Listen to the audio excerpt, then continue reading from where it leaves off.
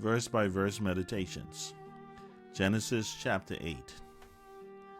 Genesis chapter 8, verse 1. And God remembered Noah, and every living thing, and all the cattle that was with him in the ark. And God made a wind to pass over the earth, and the waters assuaged. A few of my acquaintances have a tendency of saying to me, "Remember me?"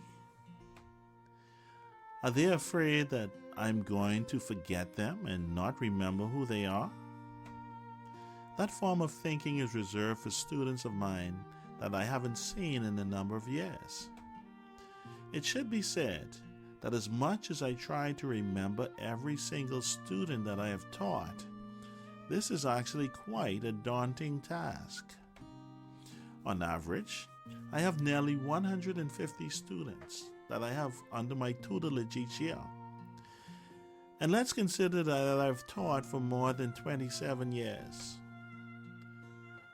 I'm not going to ask you to multiply 27 by 150, because most of the students I see for 3 consecutive years. A safer mathematical computation would be 60 times 27, which I no longer attempt anymore without a calculator or an Excel file. So forgive me if I actually have an experience where I cannot remember your name, but in most instances, I do remember the face. Whenever I have anyone say to me, "Remember me," this phrase is often a prefix to the phrase "on payday." Sometimes I will run into someone whom I owe money, and I pray that they don't ask me if I remember them in the form of a question.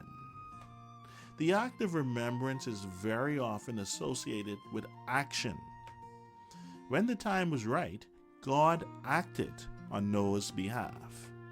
Sometimes we can feel that God has forgotten us. We can feel like clothes that have been in the dryer way too long, and we are anxious for the Lord to turn the dryer off.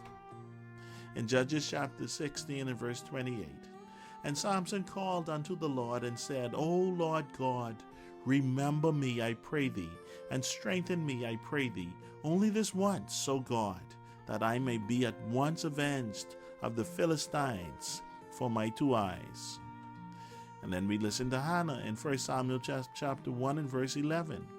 And she vowed a vow and said, "O Lord of hosts, if thou wilt indeed look on the affliction of thine handmaid, and remember me, and not forget thine handmaid, but wilt give unto thine handmaid a man-child, then will I give him unto the Lord all the days of his life, and there shall be no razor come upon his head." And also Nehemiah says in Nehemiah 13 and verse 22, "And I commanded the Levites that they should cleanse themselves, and that they should come and keep the gates to sanctify the Sabbath day. Remember me, O my God, concerning this also, and spare me according to the greatness of thy mercy."